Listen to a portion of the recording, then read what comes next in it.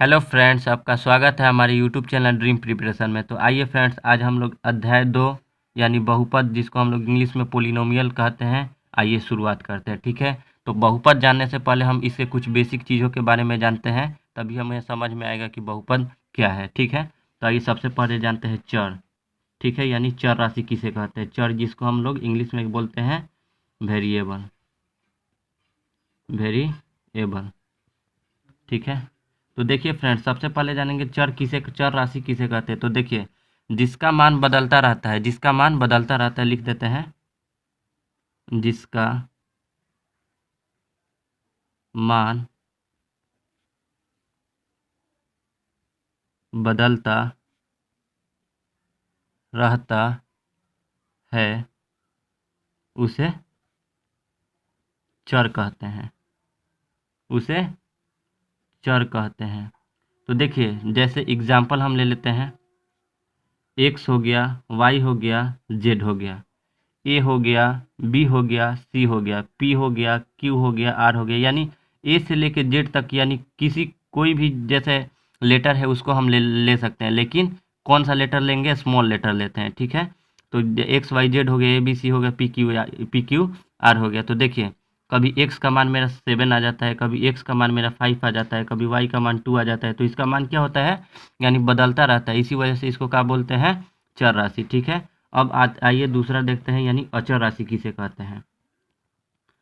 अगला है अचर। अचर जिसको हम लोग कांस्टेंट बोलते हैं। ठीक है, तो इसका मान फ्रेंड्स क्या होता है? नहीं बदलता रहता है। इसका मान नहीं बदलता है। जैसे अंक हो गया, यानी 1 हो गया, 2 हो गया, 3 हो गया, 4 हो गया, etc। ठीक है, तो इसका मान क्या है फ्रेंड्स? एक है तो एक ही रहेगा, दो है तो दो ही रहेगा, तीन है तो तीन ही रहेगा, चार है तो चार ही रहेगा। यानी इसका मान नहीं बदलता है, जिसको हम लोग क्या बोलते हैं? अचर बोलते हैं। ठीक है, आइए अगला है गुणांक के बारे में जानते हैं। ठीक है, गुणांक क्या कहलाता है? गुणांक के बारे में, तो गुणांक को हम लोग इंग्लिश में बोलते हैं कोएफिशिएंट। कोएफिशिएंट, ठीक है। तो आइए फ्रेंड्स, इसको जानते हैं। देखिए, गुणांक क्या है? जैसे हम लोग लिख दिए 3x लिख दिए, ठीक है, 10x² लिख दिए। ठीक है, तो पूछा कि एक 3x में x का गुणांक क्या है? 3x में x का गुणांक क्या है? तो देखिए यहाँ पे ये दोनों किस चीज़ में जुड़ा हुआ है? यानी कुछ नहीं है, तो ये इसके साथ में किस चीज़ का संबंध है? यानी गुना का संबंध है। तो ये आपस में किस चीज़ में जुड़े हुए हैं? यानी गुना में। तो देखिए, एक्स पूछ रहा है 3x में x का गुणांक, तो x का गुणांक क्या है? इसके पहले क्या है? यानी अंक क्या है? 3 है, तो इसमें गुणांक क्या हो जाएगा इसका? 3। पूछेगा 10x² में x² का गुणांक, तो इसका गुणांक हम लोग बता सकते हैं, यानी कितना हो जाएगा? 10 हो जाएगा, यानी 10 हो जाएगा। ठीक है, आइए एक और टॉपिक पढ़ते हैं। अगला है पद का घात। देखिए, पद का घात और बहुपद का घात दोनों अलग होता है। ठीक है, तो पद का घात जानते हैं। पद का घात किसे कहते हैं? देखिए, जैसे हम लिख देते हैं, यानी 5x² yz लिख दिए। ठीक है, तो इसमें पूछा हमें इसमें पूछा कि यानी पद का घात कितना है, तो क्या करेंगे? यानी x का घात यहाँ पे कितना है? 2 है। y का घात कितना है? 1 है। z का घात मेरा कितना है? 1 है। ठीक है, तो यानी इन सभी को क्या करेंगे? हम ऐड कर देते हैं, तो क्या निकल जाता है? यानी x y z का यानी निकल जाएगा। तो ए 2 गो, एगो 3 गो, एगो 4 गो, यानी कितना है इसका घात? यानी 5x² y z में कितना है घात इसका? x y z का घात कितना है? यानी 4 है। तो हम ऐसे लिख सकते हैं x y z का जो घात है कितना है? 4 है। देखिए, पद की घात और बहुपद की घात में अंतर होता है। ठीक है, आइए फ्रेंड्स जानते हैं बीजीय व्यंजक क्या है। ठीक है, जिसको हम लोग बोलते हैं अलजेब्रिक एक्सप्रेशंस। ठीक है, तो आइए देखिए, बीजीय व्यंजक क्या होता है? यानी चर और अचर के सम्मिलित रूप को क्या बोलते हैं? बीजीय व्यंजक बोलते हैं। ठीक है, यानी 3 जो है मेरा क्या है? एक अचर राशि है। 3 जो है क्या है? अचर राशि। हम पहले भी बता चुके हैं 3 अचर राशि है और x जो है यानी a से लेकर z तक को क्या बोलते हैं, चर राशि। ठीक है, क्यों बोलते हैं ये भी बता चुके हैं। यानी चर और अचर के जो संयोग से बनता है, यानी ये जो 3x बना, ये मेरा क्या बन गया, बीजीय व्यंजक बन गया। तो हम इसको लिख सकते हैं बीजीय व्यंजक। ठीक है, जैसे हम फ्रेंड्स लिखते हैं 5x + 2 लिखें, तो 5x + 2 क्या है, यानी ये एक बीजीय व्यंजक है, क्योंकि ये चर है, ये अचर है। चर और अचर के ये सहयोग से बना है, तो इसको क्या बोल सकते हैं हम, यानी बीजीय व्यंजक बोल सकते हैं। तो ये भी एक क्या है, बीजीय व्यंजक है, तो इसको हम बोल सकते हैं बीजीय व्यंजक। ठीक है, तो देखिए फ्रेंड्स, आप लोग तो बीजीय व्यंजक के बारे में समझ गए होंगे, यानी चर गुने अचर बराबर क्या होता है, अचर गुने चर बराबर क्या होता है, बीजीय व्यंजक होता है। ठीक है, आइए अब अगला यानी मेन मुद्दा है मेरे हम लोग का, यानी बहुपद, जिसको हम लोग बोलते हैं पोलिनोमियल्स। ठीक है, तो आइए जानते हैं किसे कहते हैं। तो आइए इसका डिफिनीशन पहले हम लोग लिख देते हैं, उसके बाद इसको डिटेल में समझेंगे कि किसे कहते हैं। तो लिखिए, किसी भी बीजीय व्यंजक, किसी भी बीजीय व्यंजक, किसी भी बीजीय व्यंजक में चर की घात, चर की घात, चर की घात धनात्मक पूर्णांक या धनात्मक पूर्णांक पूर्णांक या धनात्मक पूर्णांक हो या पूर्ण संख्या होता है। क्या होता है, पूर्ण संख्या हो तो ऐसे बीजीय व्यंजक को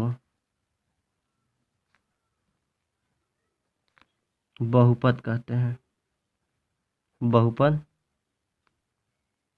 कहते हैं। देखिए, बहुपद कहने का मतलब है किसी भी बीजीय व्यंजक, किसी भी कोई भी यानी बीजीय व्यंजक हो, यानी चर या अचर, चर और अचर के सम्मिलित रूप को क्या कहते हैं, बीजीय व्यंजक कहते हैं। ठीक है, में चर की घात धनात्मक पूर्णांक, तो एक ले लेते हैं यानी बहुपद, जैसे x² + 3x + 10 ले लिए। ठीक है, तो मान लीजिए ये एक बहुपद है। ठीक है, तो बोल रहा है चर की घात धनात्मक होना चाहिए, यानी ये x क्या है, मेरा चर राशि है, इसका घात क्या है, 2 है, तो 2 क्या है, एक धनात्मक है, हो या पूर्ण संख्या, यानी संख्या जो है मेरा पूर्ण होना चाहिए, यानी आधी संख्या नहीं होना चाहिए, संख्या पूर्ण संख्या हो तो ऐसे बीजीय व्यंजक को क्या बोलते हैं, बहुपद बोलते हैं। ठीक है, आप लोग पूर्ण संख्या के बारे में जानते होंगे, पार्ट 1 अगर नहीं देखे तो उसे जाके देख लीजिएगा, उसमें हम बताए हैं। ठीक है, तो ऐसे बीजीय व्यंजक को क्या कहते हैं, बहुपद कहते हैं। ठीक है, तो आइए इसको जानते हैं कि यानी बहुपद होने के शर्त क्या क्या है।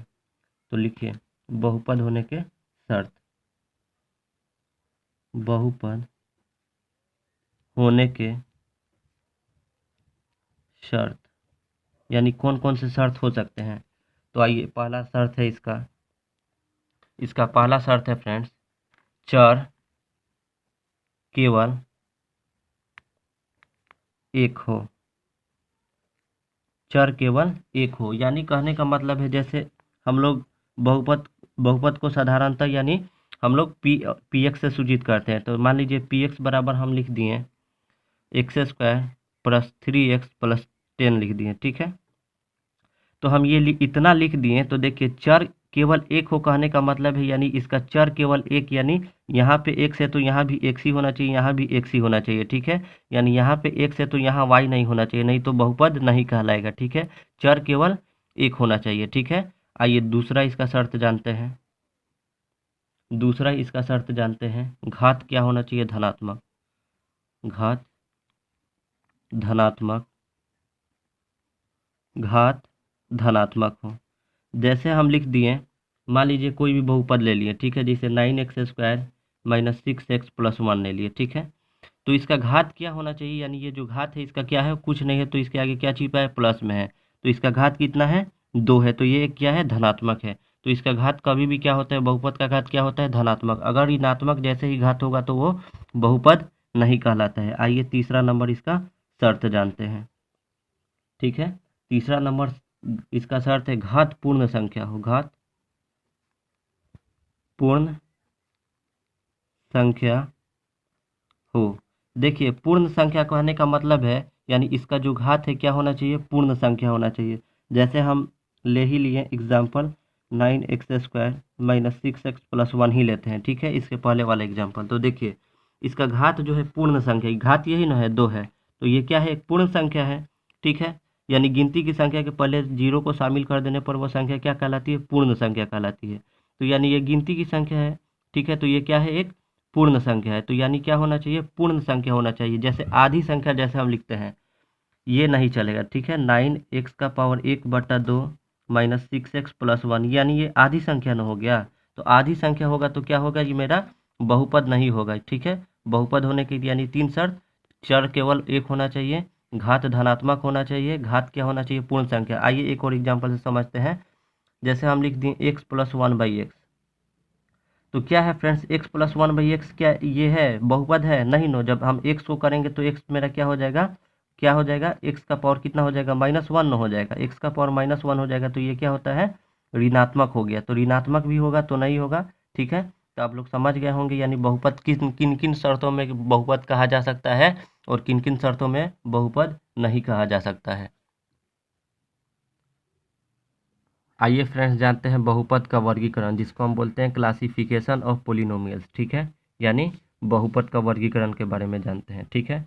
तो इसको हम लिख सकते हैं बहुपद, बहुपद, बहुपद, बहुपद निम्न निम्न प्रकार के होते हैं। पहला लिखते हैं फ्रेंड्स, पहला यानी 1 नंबर हम लिखते हैं एक पदी बहुपद, एक पदी बहुपद, जिसको हम लोग क्या बोलते हैं, मोनोमियल, मोनोमियल, ठीक है। आइए जानते हैं एक पदी बहुपद किसे कहते हैं, ठीक है। आइए डिफिनीशन से भी और एग्जाम्पल से भी, ठीक है, इसलिए इस वजह से हमारा कंसेप्ट क्लियर हो जाएगा। तो बोल लिखते हैं जिस बहुपद में, जिस बहुपद में, जिस बहुपद में एक ही पद रहता है उसे एक पदी बहुपद कहते हैं, उसे एक पदी बहुपद कहते हैं। आइए उदाहरण से यानी एग्जाम्पल से समझते हैं, ठीक है। तो देखिए जैसे हम लिख दिए 2x⁴, यानी इसमें पदों की संख्या कितना है, 1, यानी चर और अचर को मिला के कितना है, इसके पदों की संख्या 1 है। जैसे हम लिख दिए 4x, जैसे हम लिख दिए 7x³ लिख दिए, तो इसमें पदों की संख्या कितनी है, 1 ही न है, तो यानी ये क्या कहलाएगा, एक पदी। आइए 2 नंबर जानते हैं, ठीक है, यानी दूसरा है द्विपदी, द्विपदी बहुपद, द्विपदी बहुपद, जिसको हम लोग बोलते हैं बाइनोमियल, बाइनोमियल, बाइनोमियल, ठीक है। तो इसको हम कह सकते हैं दो पद वाले बहुपद को, दो पद वाले बहुपद को, दो पद वाले बहुपद को द्विपदी बहुपद कहते हैं। जैसे एग्जाम्पल ले लेते हैं, ठीक है, जैसे 2x⁵ - 7x लिखें, तो इसमें कितना पद हो जा रहा है, 2 पद हो जा रहा है, तो इसको हम क्या बोलेंगे, यानी द्विपदी। एक और एग्जाम्पल ले लेते हैं, जैसे 3x² + 2x ले लिए, तो इसमें भी कितना पद हुआ, यानी 2 पद हुआ। तो यानी 2 पद वाले को द्विपदी और 1 पद वाले को एक पदी। आइए तीसरा जानते हैं, 3 नंबर है त्रिपदी, त्रिपदी बहुपद, जिसको हम लोग बोलते हैं ट्राइनोमियल, ट्राइनोमियल, ठीक है। तो इसको हम जानेंगे 3 पद वाले बहुपद को, 3 पद वाले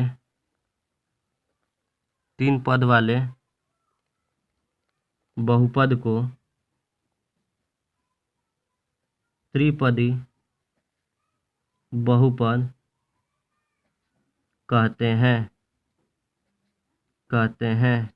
जैसे एग्जाम्पल हम ले लेते हैं, यानी 7x³ plus 2x² minus 5x, यानी इसमें कितना पद हुआ, एक पद और एक पद, दो पद और एक पद, तीन पद हुआ। ठीक है, आइए एक और ले लेते हैं। ठीक है, दूसरा ले लेते हैं, यानी 8x⁵ प्लस 2x² प्लस 7।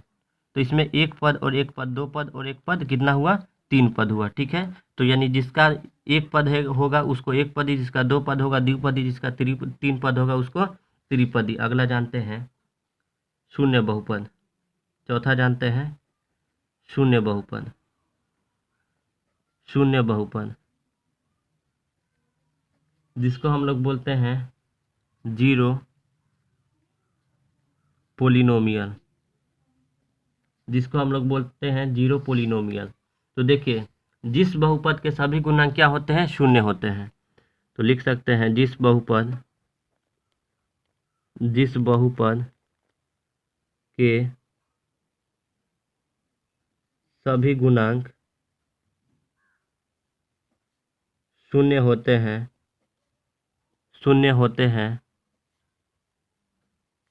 उसे शून्य बहुपद कहते हैं।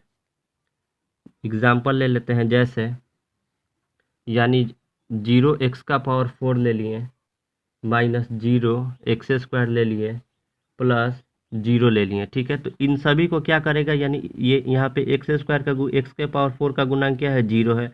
यहाँ x² का गुणांक क्या है, 0 है, यानी यहाँ भी क्या है, 0। तो यानी सभी का यानी जो है गुणांक क्या हो, 0 हो, तो इसको क्या बोल सकते हैं हम, यानी शून्य बहुपद बोल सकते हैं। ठीक है, आइए अगला देखते हैं, एक अचर बहुपद। पांचवा है अचर बहुपद। अचर बहुपद, ठीक है, अचर बहुपद जिसको हम लोग बोलते हैं कांस्टेंट पोलिनोमियल।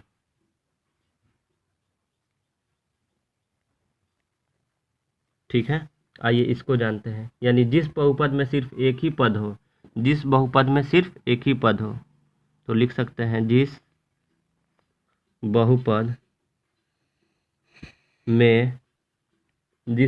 में सिर्फ एक ही पद हो,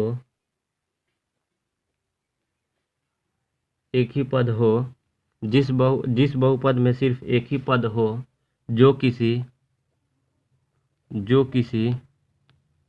वास्तविक संख्या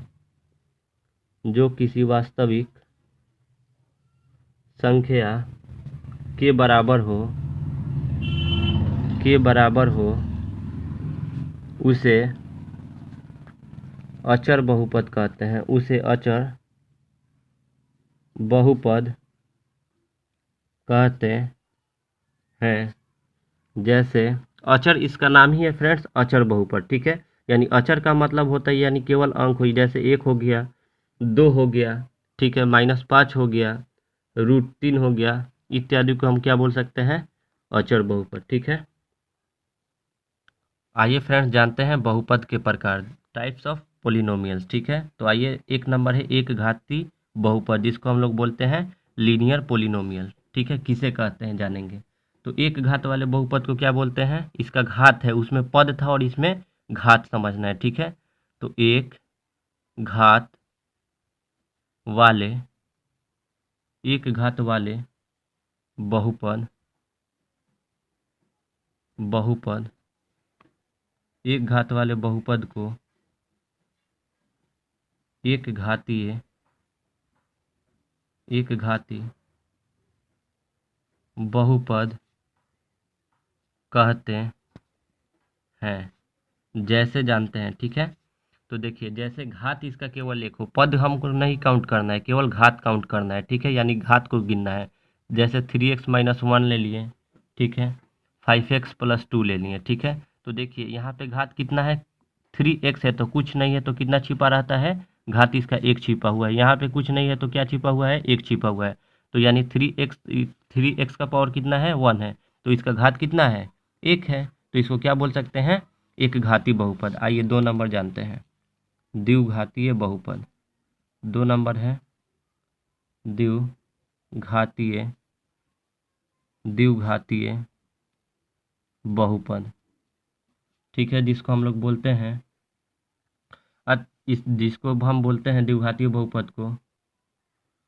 आइए जानते हैं द्विघातीय बहुपद, दो घात वाला बहुपद, दो घात वाला बहुपद द्विघातीय बहुपद कहलाता है।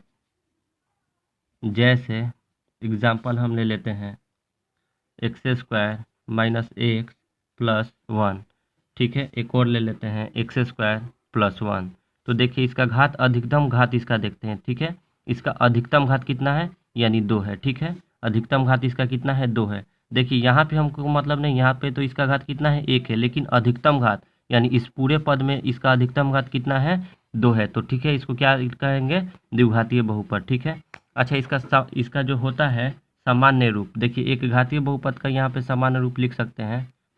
सामान्य रूप एक घातीय बहुपद का होता है ax प्लस बी होता है, ठीक है। और इसका जो है द्विघातीय बहुपद का सामान्य रूप जो है, सामान्य रूप इसका जो है होता है ax² plus bx plus c होता है, ठीक है। आइए 3 नंबर जानते हैं। 3 नंबर है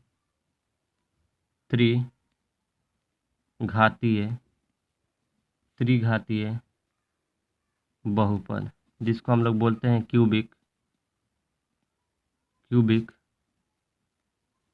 पोलिनोमियल, ठीक है। तो आइए इसको जानते हैं, ठीक है, किसे कहते हैं, यानी 3 घात वाला बहुपद, इसको बोल सकते हैं 3 घात वाला बहुपद त्रिघातीय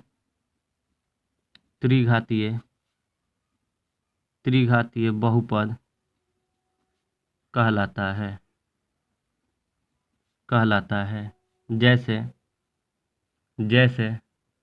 2x³ माइनस 5x² प्लस 3। एक और ले लेते हैं x³ प्लस 1। देखिए यहाँ पे अधिकतम घात कितना है, 3। ये घात हमें नहीं मतलब है, इस घात से इसका अधिकतम घात यानी ज़्यादा से ज़्यादा घात कितना है इसमें, इस पूरे पद में ज़्यादा से ज़्यादा घात कितना है, 3। तो इसका अधिकतम घात कितना है, 3। तो यानी ये को जैसे ही घात हम 3 देखें तो कितना हो जाएगा इसका, यानी कौन सा बहुपद हो जाएगा, तो त्रिघातीय बहुपद हो जाएगा। यहाँ भी देखें इस पूरे पद में इसका घात अधिकतम कितना है, 3 है। तो कितना हो जाएगा इसका, यानी इसका घात कितना हो जाएगा, 3 हो जाएगा, ठीक है। ऐसे ही यानी चतुर्थ घातीय में कितना होता है, 4 होता है, और आगे इत्यादि नामों से जाना जाता है, ठीक है। आइए जानते हैं बहुपद का मानक रूप, यानी standard form of A polynomial. यानी x में बहुपद को मानक रूप में कहा जाता है यदि x का घात, यानी इसके घात को देखना है, x का घात या तो आरोही यानी बढ़ते क्रम या अवरोही यानी घटते क्रम में हो। तो आइए एग्जाम्पल से समझते हैं, समझ में आ जाएगा, ठीक है। जैसे है 7x⁴ minus 3x³ plus 4x plus 5, ठीक है। तो इसको हम क्या बोल सकते हैं, यह क्या है, यानी ये एक मानक रूप में है। कैसे मानक रूप में है, तो आइए हम इसको जानेंगे ये कैसे मानक रूप में है। देखिए इसका घात पहले कितना है, 4 के बाद इसका घात कितना है, 3 है ना, उसके बाद कितना है, 1 है, उसके बाद अंक है, ठीक है। तो इसको हम क्या बोल सकते हैं, यानी क्या है, ये एक बहुपद का मानक रूप में है। क्यों, क्योंकि यहाँ पे क्या है, यानी बढ़ते क्रम में है, यानी आरोही, यहाँ पे क्या है, बढ़ते क्रम में इसको सजाया गया है। यानी इसको कौन से क्रम में सजाया गया है, अवरोही यानी घटते क्रम में इसको सजाया गया है। तो इसको हम क्या बोल सकते हैं, यानी इसको बोल सकते हैं हम बहुपद का मानक रूप, ठीक है। अच्छा, इसी को हम जैसे उल्टा कर दिया, 5 plus 4x minus 3x plus 7x⁴ कर दिया, ठीक है। तो हम इसको क्या बोल सकते हैं, यानी ये कौन से क्रम में हो गया, आरोही क्रम में हो गया। कौन से क्रम में, आरोही क्रम में हो गया, यानी इसको यानी बढ़ते क्रम में हो गया, ठीक है। बढ़ते क्रम, देखिए बढ़ते क्रम मतलब घटते क्रम, घटते क्रम मतलब बढ़ते क्रम होता है, ठीक है। आइए अब एक्सरसाइज शुरू करते हैं। आइए फ्रेंड्स, एक्सरसाइज 2.1 स्टार्ट करते हैं। ठीक है, इसका बहुत ही इंपॉर्टेंट नोट है। एक घातीय बहुपद का आलेख एक सरल रेखा यानी सीधी रेखा में होता है। ठीक है, तो इसको जानेंगे हम एग्जाम्पल के थ्रू। यानी सीधी रेखा में कोई भी चीज़ यानी इस अक्ष को यानी क्या करेगा, कट करेगा, तो क्या होगा, यानी एक घात, इसका क्या होगा, यानी एक घातीय बहुपद कहलाएगा। ठीक है, यानी एक सीधी रेखा में टच किया। ठीक है, जैसे मान लीजिए कि यहाँ भी अगर इस तरह यूँ टच करता है तो क्या है, यानी एक सीधी रेखा में टच कर रहा है। ये एक सीधी रेखा में टच कर रहा है तो यानी ये क्या होगा, एक घातीय बहुपद। ठीक है, और अगला है किसी द्विघात बहुपद का आलेख परवलय। परवलय मतलब क्या होता है, यानी ये एक यू के आकार का होता है। जैसे हम यहाँ से लेके इस तरह खींच दिए तो क्या हुआ, ये यू के आकार का एक हो गया।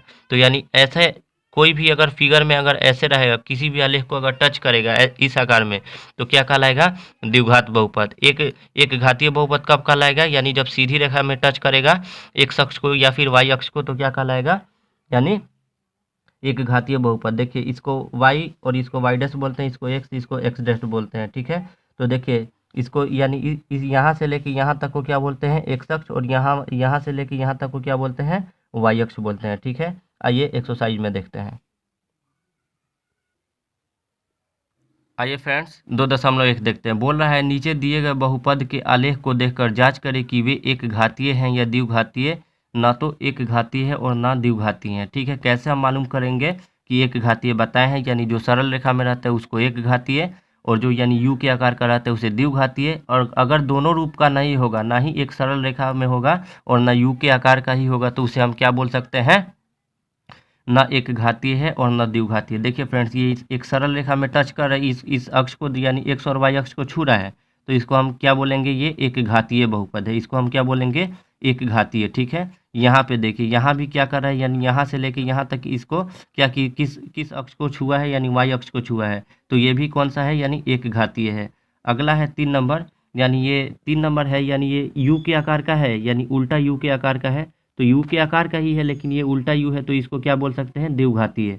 और ये जो है इसको क्या बोल सकते हैं, इसको भी, ये भी यू के आकार का है, तो इसको भी क्या बोल सकते हैं, द्विघातीय।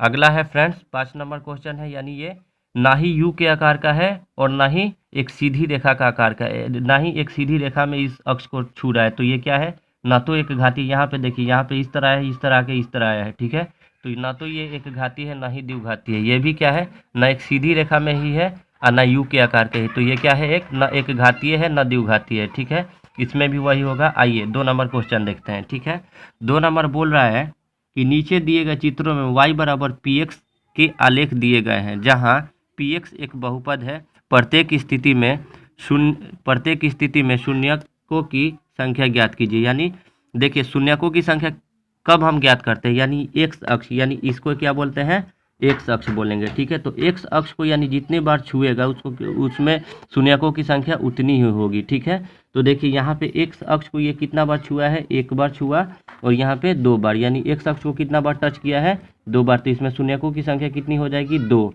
हमें वाई अक्ष से कुछ मतलब नहीं है, कोई भी लेना देना नहीं, केवल एक्स अक्ष से है।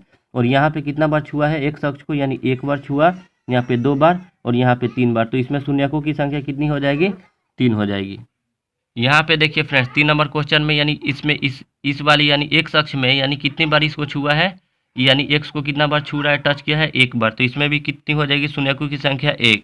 यहाँ भी कितना बार छुआ है, 1 बार, तो इसमें भी कितना हो जाएगा, 1। और यहाँ पे यानी 5 नंबर क्वेश्चन में कितना बार छुआ है, 2 बार। ठीक है, तो ऐसे ही आप 3 नंबर भी क्वेश्चन सॉल्व कर लेंगे। ठीक है, अगर हमारा वीडियो अच्छा लगा हो तो लाइक कीजिए और हमारे चैनल को सब्सक्राइब कीजिए और अपने दोस्तों में ज़्यादा से ज़्यादा शेयर कीजिए। और सवाल बनाने में कहीं भी दिक्कत हो तो कमेंट करके बताइए। Thank you.